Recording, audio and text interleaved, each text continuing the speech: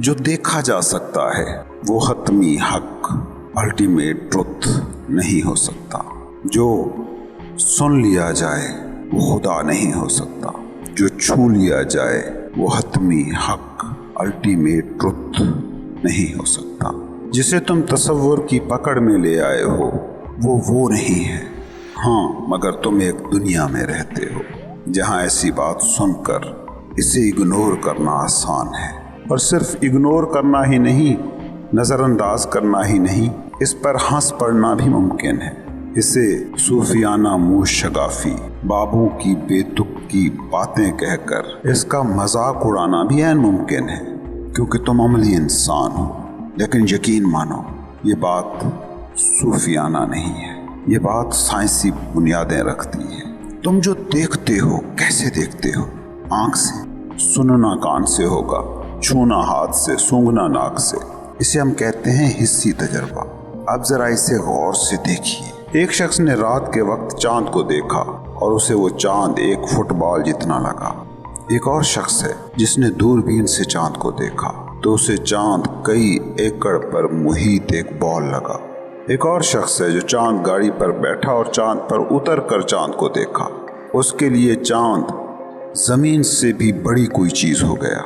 अब सच वो है जो कोई भी देखे तो उसकी नेचर नहीं बदलनी चाहिए।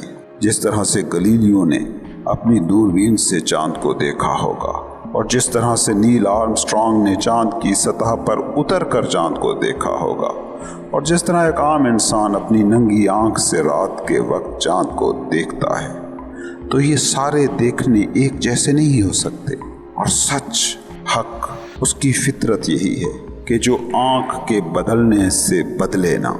इसी तरह एक आम डॉक्टर है, कह लें जनरल फिजिशियन है, वो जिस्म को देखता है तो उसके लिए जिस्म का तजर्बा कोई और है। कोई बायोलॉजिस्ट है जो जिस्म के बनाने वाले खुलियों के अंदर की दुनिया को बैठा देख रहा है, उसका तजर्बा इस जिस्म का कुछ और है। और एक आम इंसान है, वो जिस्म को बिल्कुल ही और तरह से देखता है। एक ही जिस्म है मगर उसको जानने वाले मुख्तलिफ अंदाज से जानते हैं। तुम्हारा कान आवाज़ें सुनता है तो एक ख़ास मयार, ख़ास मिकदार रखने वाली आवाज़ें ही उसके लिए काबिल समात हैं। माहिरीन कहते हैं कि 0 डेसिबल से 120 डेसिबल के दरमियान की आवाज़ें ही इंसान के लिए बस काबिल समात हैं। 0 डेसिबल आवाज़ वो है जिसे तुम खामोशी कहते हो। जब तुम सरगोशी करते हो तो इसकी मिकदार 30 डेसिबल होती है। नॉर्मल आवाज़ जिसमें इंसान एक दूसरे से बात करते हैं, कम्युनिकेट करते हैं, वो 60 डेसिबल होती है। मोटरसाइकिल का इंजन जब पूरी रफ्तार से भाग रहा होता है तो आवाज़ की मिकदार 95 डेसिबल होती है। साइंसदान कहते हैं कि 70 डेसिबल से ऊपर की आवाज़ अगर आपके कान से मुसलसल टकराती रहे तो इंसानी समात इससे मुतासिर होना शुरू हो जाती है और वो टूल ही अपना रंग बदलने लगता है जो आवाज़ों को कैच कर रहा है। और 120 डेसिबल से ऊपर की आवाज़ आपके कान के पर्दों से टकराए तो इन पर्दों को ही फाड़ देती है। यानी अगर आवाज़ की मिकदार एक ख़ास हद से बढ़ जाए तो वो टूल ही तबाह हो जाता है जिस टूल से आप सुनते हैं और चीज़ों को मानी देते हैं। ये है आपके हवास की हकीकत। इनका दायरा बहुत ही महदूद है और इस महदूद दायरे में रहते हुए तुम उसको कैसे देख सुन सकते हो कि जो अपनी नेचर में गैर महदूद है। अब एक और तरीका ये है कि तुम हतमी हकीकत को एक तसव्वुर में ढाल लो और समझ लो कि तुम समझते हो। तो सोचिए ये तसव्वुर साजी कहाँ होगी? आपके जहन में, माइंड में। तो इस जहन की नेचर को समझो। जहन उन तमाम इंफॉर्मेशंस, उन तमाम मालूमात के मजमूए का नाम है जो हवास जमा करते हैं। तो सोचिए वो मजबूर, महबूस और महदूद हवास की इंफॉर्मेशंस, मालूमात पर मबनी जहन अगर तुम जिंदगी जैसी, खुदा जैसी, हतमी हक जैसी गैर महदूद हकीकत को समझने की कोशिश इससे करोगे तो क्या ये कोशिश कामयाब हो सकती है? हकीकत ये है कि ये सारे चैनल्स, ये सारे ज़रिए जो आपके पास हैं, ये आपको हतमी हकीकत तक नहीं पहुंचा सकते, कभी भी नहीं। इसलिए तुमने कभी गौर किया कि वो लोग جو حتمی حقیقت کے قریب ہوئے انہوں نے حواس کو امپروو کرنے کی کوشش نہیں کی، بلکہ حواس سے الگ ہو کر اس کو دیکھنے کی کوشش کی ہے۔ ہاں، دنیا کو دیکھنا ہو تو آنکھیں پوری شدت سے کھولنی پڑتی ہیں۔ حتمی حق کو جو دیکھنے کی کوشش کرتے ہیں وہ آنکھیں بند کر کے اسے دیکھنے کی کوشش کرتے ہیں۔ کسی صوفی کا ہمالیہ کی کسی غار میں بیٹھنا، اس کے پیچھے یہی بیسک آئیڈیا ہے۔ وہ جو عارضی ہے، وہ جو محدود ہے، اسے دیکھنا ہو، اسے جاننا ہو تو حواس کے آلات کو تیز کرنا پڑتا ہے، مگر وہ جو مستقل ہے اور وہ جو غیر محدود ہے، اس کو جاننا ہو تو حواس کی سلطنت سے ہی باہر جانا پڑتا ہے۔ غور سے دیکھو، بہت ہی غور سے، تو جان لو گے کہ اصل کو، حقیقت کو، حتمی سچ کو، الحق کو نہیں دیکھا جا سکتا۔ دیکھا جا سکنا خود ثبوت ہے کہ یہ حتمی حقیقت نہیں ہو سکتی، کیونکہ کوئی بھی ناکامل کسی کامل کو کیسے پکڑ سکتا ہے؟ کوئی بھی محدود لامحدود کو کیسے خود میں سمو سکتا ہے؟ سنو اور بہت غور سے سنو، مگر حقیقت نہیں سنی جا سکتی، کیونکہ جو سن لی جائے وہ حقیقت ہو کیسے سکتی ہے؟ چھو اور بہت دھیان سے چھو، مگر اسے چھوا نہیں جا سکتا، کیونکہ جو چھو لیا جائے وہ الحق کیسے ہو؟ تم حواس خمسہ کی زد میں آ جانے والی چیزوں کو ہی چیزیں سمجھتے ہو، لیکن کیا تمہارے حواس خمسہ ہونے کی حقیقت کی دلیل بن سکتے ہیں؟ ایک پہاڑ کو 100 کلومیٹر دور سے دیکھیں تو وہ 4x4 میٹر کا ایک تودا لگتا ہے، قریب سے دیکھیں تو دیو ہیکل پتھروں کا نامختتم سلسلہ بن جاتا ہے، بہت قریب ہو جائیں تو ٹھوس مادے کا ایک ٹکڑا، آنکھ کو دوربین کر لیں تو ٹھوس مادے کا یہ دیو ہیکل تودا ایٹموں کی بالوں میں بٹا ایک ڈھیلا ڈھالا سا انبار لگتا ہے، اور بھی قریب جائیں تو ایٹموں میں الگ ایک دنیا نظر آئے گی۔ ننگی آنکھ اور اس کی مدد کرنے والے آلات جیسے دوربین، مائکروسکوپ، الیکٹرون مائکروسکوپ کسی ایک پوائنٹ تک ہی جا سکتے ہیں، چیزوں کی حتمی حقیقت تک کبھی بھی نہیں پہنچ سکتے۔ سوچو، جنہوں نے بھی اس کائنات میں اس کو دیکھا ہے کہ جسے حتمی حق کہا جائے، انہوں نے ہمیشہ اپنی آنکھیں بند کی ہیں۔ آنکھ کھولو اور اس دنیا کو دیکھو، مگر آنکھ بند کرو اور اس اسپیس کو دیکھو کہ جس میں دنیا اپنا وجود رکھ رہی ہے۔ کان کھولو اور آوازوں کو سنو، لیکن کبھی کبھی کان بند کر کے اس خاموشی کو بھی سنو کہ جس میں آوازوں کو ہونے کا موقع مل رہا ہے، جس میں آوازیں جنم لے رہی ہیں اور مٹ رہی ہیں۔ اسی کو مذاہب نے کہا ہے عبادت، صوفی نے کہا ہے مراقبہ، اور آج کی دنیا جسے کہتی ہے میڈیٹیشن۔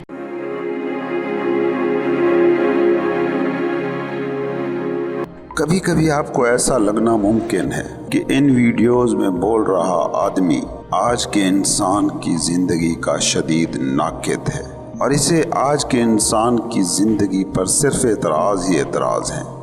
میں یقیناً آج کے انسان کے زندگی کو سمجھنے کے ڈھنگ کا نقاد ہوں، مگر آج کے انسان کی زندگی کا نقاد میں ہرگز بھی نہیں۔ زندگی ہمیشہ سے ایک ہی جیسی ہے، ہمیشہ سے ہی خوبصورت ہے، ہمیشہ سے ہی مقدس ہے۔ آج کے انسان کی زندگی بھی اتنی ہی خوبصورت اور مقدس ہے جتنی کبھی بھی اس کائنات میں موجود کسی بھی انسان کی رہی ہوگی۔ زندگی کے ساتھ کبھی بھی کوئی مسئلہ نہیں تھا، کبھی بھی کوئی مسئلہ نہیں ہوگا، اس وقت بھی کوئی مسئلہ نہیں ہے۔ میں کہتا ہوں کہ ایگزیکٹلی یہی زندگی رہے، جس حال میں تم ہو ٹھیک اسی حال میں رہو، پریشانیوں اور پورے کے پورے مسائل میں ڈوبے رہو، اس میں بھی کوئی مسئلہ نہیں ہے۔ جو تنقید ان ویڈیوز میں ہوتی ہے وہ ہرگز بھی زندگی پر تنقید نہیں ہے۔ تم جو زندگی جی رہے ہو اس کے ساتھ پوری طرح کھڑے رہو، تم خود دیکھو گے کہ زندگی کے ساتھ کوئی مسئلہ نہیں ہے۔ کیونکہ ایک بات کو سمجھیے، زندگی صرف اس پل میں ہوتی ہے، اس سے آگے کے کسی پل یا گزرے ہوئے کسی لمحے میں زندگی کبھی بھی نہیں ہوتی، کبھی تھی ہی نہیں، نہ ہو سکتی ہے۔ इस पल से आगे या पीछे सिर्फ और सिर्फ आप माइंड बनकर ही जा सकते हैं। जिस्मानी तौर पर आपका इस पल से बाहर कहीं भी हो पाना नामुमकिन है, और इस पल में मौजूद जिंदगी के साथ कभी भी मसला नहीं होता। कितने ही लोगों के ये सवाल हैं कि ऐसे हालात हैं, ऐसी जिंदगी है, हमें इससे निकलना है, भागना है, हम क्या करें? बस इतना ही कहा जा सकता है कि भाग कर तुम कभी जिंदगी तक नहीं पहुंच सकते। हाँ, यही होकर, यही रुक कर जिंदगी तक पहुंचा जा सकता है, जिंदगी के साथ एक हुआ जा सकता है। वो लोग जो नाम निहाद किस्म के कई मसाइल का शिकार हैं, वो इस पल में इन सारे मसाइल को पूरे का पूरा कबूल करके देखें। उन्हें भी पता चल जाएगा कि उनके साथ कोई मसला नहीं है। हमेशा जो भी सिचुएशन तुम्हारे सामने हो उसको सामने रखो और खुद से पूछो, क्या ये जो सिचुएशन है, ये जो सूरत हाल है, मुझे पसंद है, मुझे इससे मज़ा आ रहा है? अगर वो आपको पसंद है, आप उससे पुरसकून हो, पीसफुल हो, तो फिर कोई मसला ही नहीं। दूसरी बात कि सिचुएशन आपको पसंद नहीं, तो अब दो और सवाल खुद से पूछो, क्या मैं इस सिचुएशन को बदल सकता हूँ? अगर इस सवाल का जवाब आपको हाँ में मिले तो उठें और सिचुएशन को बदल दें। दूसरी सूरत, अगर सिचुएशन आपको पसंद नहीं है और आप उसको बदल सकने की भी काबिल नहीं हैं, तो फिर पूरे का पूरा उस सिचुएशन को कबूल कर लें। यकीन मानिए, कभी ज़िंदगी में आप मसला नहीं ढूंढ पाएंगे। यहाँ इन वीडियोज़ में जो तनकीद होती है वो ज़िंदगी पर तनकीद नहीं होती, बल्कि ज़िंदगी को समझने के उस टूल पर होती है जिससे ज़िंदगी को परखा जा रहा है, जिस पर रख कर ज़िंदगी को तोला जा रहा है। पहले दो चीज़ों में फ़र्क को समझो, शायद फिर ये बात समझ आए। एक है आपका होना, आपकी बीइंग, आपकी हस्ती, हस्ती का अदराक, होने का शऊर, और दूसरा है होने को सोचना, होने का थॉट। जब तुम्हारा शऊर बीइंग को मरकज़ बनाता है तो उस वक्त मसला हो ही नहीं सकता। हाँ, सिचुएशंस हो सकती हैं, वाक़यात मुख्तलिफ़ किस्म के हो सकते हैं, हालात और हो सकते हैं, और सिचुएशंस को डील करने की सलाहियत खुद ज़िंदगी में है। ये समझ खुद नेचर आप में उंडेलती रहती है। दूसरी चीज़ है ज़िंदगी का थॉट। जब तुम्हारा शऊर माइंड को अपना मरकज़ मान कर जीना शुरू करता है, यहाँ सिर्फ मसाइल ही मसाइल तुम्हें मिलेंगे। उसकी वजह यह है कि माइंड मसाइल को पसंद करता है। मसाइल माइंड के लिए फ्यूल का काम करते हैं। अगर शऊर का मरकज़ माइंड हो जाए तो मसाइल से आज़ादी नामुमकिन है। इसको एक और ढंग से भी समझा जा सकता है कि एक होता है ज़िंदगी को जीना और एक होता है ज़िंदगी जीने की तैयारी। जो ज़िंदगी जी रहा है उसके सामने सिचुएशंस आएंगी, और जो ज़िंदगी जीने की तैयारी कर रहा है उसके सामने सिर्फ मसले आएंगे। ज़रा एक मिसाल से इसको समझने की कोशिश करो। एक बच्चा है जो कॉलेज में पढ़ रहा है, मगर सिर्फ ये सोच कर पढ़ रहा है कि कल को डॉक्टर बन जाएगा और उसकी ज़िंदगी कामयाब तब कहलाएगी। ये बच्चा क्या कर रहा है? ये बच्चा ज़िंदगी को जी नहीं रहा, बल्कि ज़िंदगी को जीने की तैयारी कर रहा है। और मज़े की बात यह है कि यही बच्चा कल को जब डॉक्टर बन जाएगा तो फिर किसी और तैयारी में जुट जाएगा, क्योंकि उसने ज़िंदगी को मुलतवी करने का, पोस्टपोन करने का ढंग सीख लिया है। वो डॉक्टर बन जाएगा तो शहर का सबसे बड़ा और कामयाब डॉक्टर होने की कोशिश शुरू कर देगा। वो शहर का सबसे कामयाब डॉक्टर हो जाएगा तो फिर अपने क्लिनिक को बनाने की तैयारी में जुट जाएगा, और पूरी ज़िंदगी वो कामयाब ज़िंदगी, पुरसकून ज़िंदगी को जीने की तैयारी में खपा देगा। उसी माइंड से ही अगर तुम सोचो कि जो ज़िंदगी पर ज़िंदगी के थॉट को तरजीह दे रहा है, तो तुम जानोगे कि ये कितना घाटे का सौदा है। ज़िंदगी तुम्हारे पास जीने के लिए थी, जीने की तैयारी के लिए हरगिज़ भी नहीं। جو جینے کی تیاری میں صرف ہو رہی زندگی ہے وہ صرف موت تک پہنچنے کی ایک لمبی اور تھکا دینے والی راہ کے علاوہ اور کچھ بھی نہیں۔ ایک منٹ کے لیے اسی مثال کو دوسرے اینگل سے بھی ذرا دیکھیں کہ ایک دوسرا بچہ جو اسی کلاس میں موجود ہے اور اس کتاب کو جی رہا ہے جو اس کے سامنے ہے، اس لیکچر کو جی رہا ہے جو وہ سن رہا ہے، اس ہوم ورک کے ساتھ وہ ایک ہے جو اسے آج ملا تھا، اس کے ساتھ کیا واقعہ ہوگا؟ اس کی اس پل کی کوالٹی بہتر ہونے کی وجہ سے اس کے ایکشن، اس کے کام طاقتور ہوں گے اور طاقتور ایکشن کے نتیجے بھی طاقتور ہوں گے۔ وہ یقیناً ایک کامیاب ڈاکٹر بھی بنے گا اور اچھے سے اچھا کلینک بھی شروع کر پائے گا۔ اگر ایسا کرنا اس کی زندگی کے تجربے سے ہم آہنگ ہوگا تو وہ جہاں اور جس بھی پوائنٹ پر ہوگا اس کی زندگی کا تجربہ شاندار ہوگا۔ وہ سارے گول، سارے اہداف جو جینے کی تیاری میں مصروف انسان سوچتا ہے وہ سارے گول بھی جینے والا پا لیتا ہے اور زندگی کا اس کا تجربہ بھی شاندار رہتا ہے۔ آج کے انسان کی زندگی کے ساتھ بنیادی طور پر کوئی مسئلہ نہیں ہے، بلکہ مسئلہ ہے اس اپروچ کے ساتھ جو طاقتور مائنڈ ہونے کی وجہ سے زندگی کی طرف پیدا ہو گئی ہے۔ غور سے دیکھو، اس کائنات میں انسان کو چھوڑ کر کوئی بھی جانور ایسا نہیں جو اپنے تھنکنگ مائنڈ کو اپنا آپ سمجھتا ہو، جو سوچوں کو خود جانتا ہو، مگر انسان اپنے سوچے کو، اپنے تھاٹ پروسیس کو، اپنے مائنڈ کو اپنا آپ سمجھ لیتا ہے۔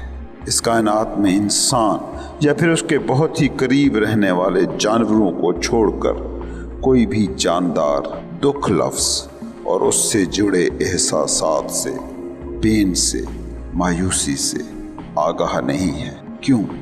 کیونکہ انسان خود کو سمجھتا ہے اپنے تھاٹس، آپ کا ہونا، آپ کی ہستی، آپ کی بینگ کچھ اور ہے، اور آپ کا یہ سوچنا کہ یہ ہونا ہے، یہ ہستی ہے، یہ بینگ ہے، یہ کچھ اور ہے۔ جب تک انسان تھاٹ کے ساتھ، اپنی سوچوں کے ساتھ آئیڈینٹیفائیڈ ہے، اپنی ساری شناخت اپنے مائنڈ میں اٹھ رہے خیالات سے اخذ کر رہا ہے، تب تک وہ جزوی طور پر زندہ ہے، اور جزوی زندگی میں کل زندگی کا سکون ناممکن ہے۔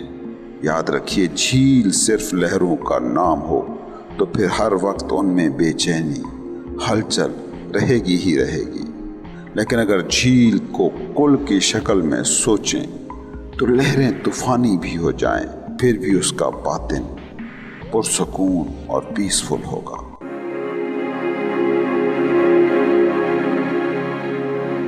اپنے جسم کے بارے میں ذرا سوچئے، اس میں سے اگر ہاتھ کو مائنس کر دیں تو کیا آپ کم ہو گئے ہیں؟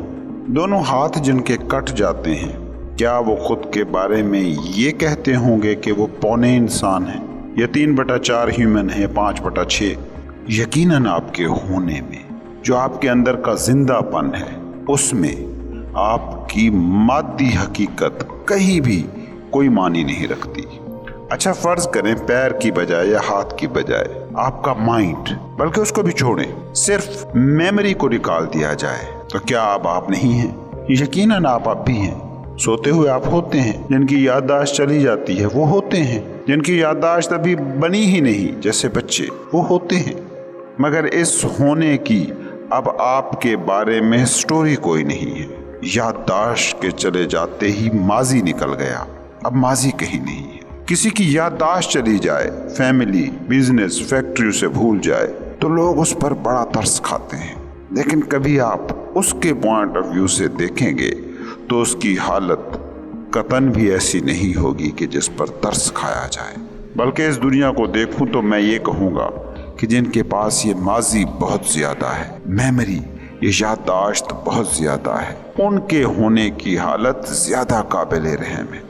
آج ہی صبح ہم باغ میں بیٹھے تھے، میرا کزن مجھ سے پوچھ رہا تھا میری یادداشت بہت کمزور ہے، اس کے لیے کیا کیا جائے؟ میں نے اسے کہا اسے انجوائے کرو، اس کا کچھ بھی مت کرو، اس پر بس شکر ادا کرو۔ تمہیں بی پی کا مرض کچھ لیٹ شروع ہوگا، اور جتنی بھی کرونک ڈیزیزز ہیں وہ دیر سے حملہ آور ہوں گی۔